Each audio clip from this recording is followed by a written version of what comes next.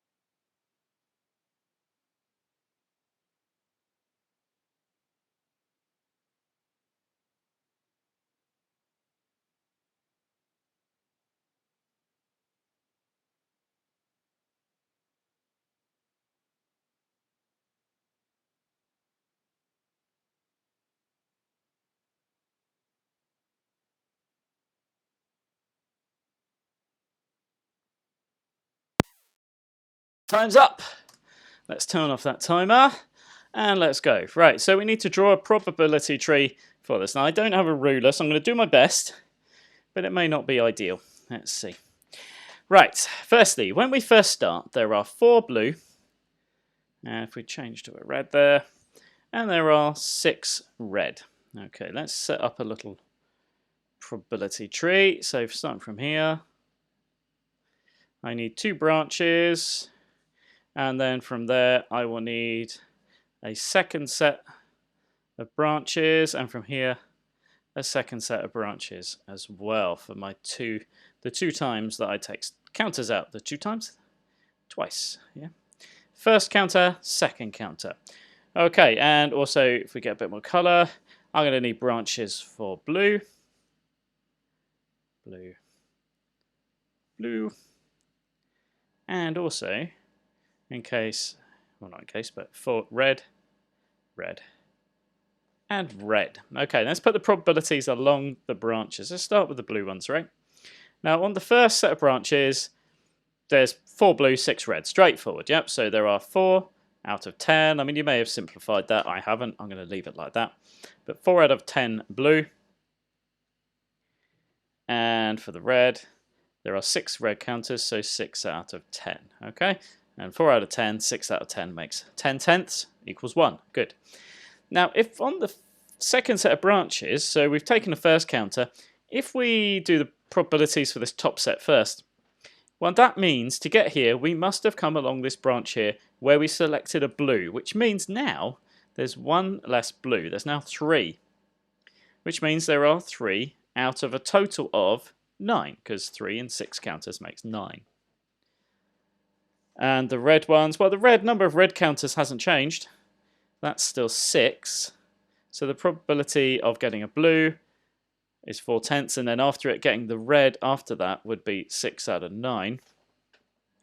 And there's my probabilities there. Notice 3 ninths, 6 ninths makes 9 ninths, so it all adds up to 9 ninths, yeah, which is 1, right?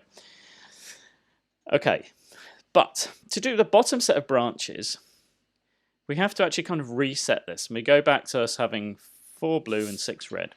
To do the probabilities for the bottom branches, I then need to presume that I've come down here to get to this set. That means I've selected a red. Well, if I've selected a red and not replaced it like it says in the question, there will now be 5. Which means there are 5 out of, again, 9 counters because we've already taken 1 out. 4 and 5 makes 9.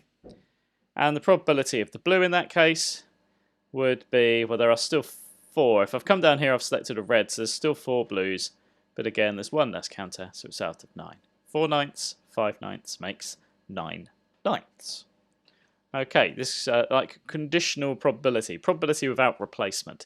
The second set of probabilities depends what happened in the first event.